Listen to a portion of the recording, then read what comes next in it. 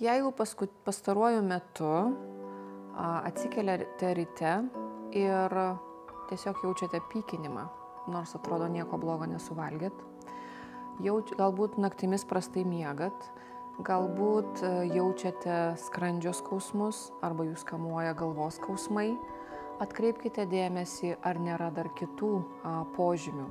Galbūt jaučiate viduje tuštumą, galbūt jaučiate susierzinęs, galbūt jaučiate dažnai liūdesį ar verkiate, būtent yra pasikeitusios ir emocinės būsenos.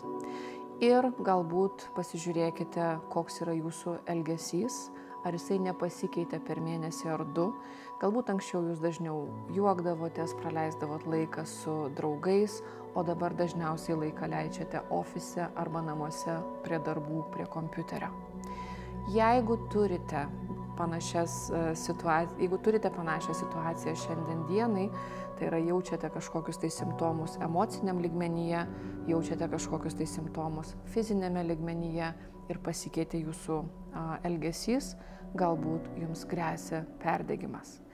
Kaip tai suprasti, ar tai yra perdegimas ar ne, galite kreiptis į specialistą, į psichiatrą ar šeimos gydytoją ar psichologą ir pasikalbėti, galite su artimais tai aptarti ir galite pasižiūrėti šitas video laidas ir įrašus.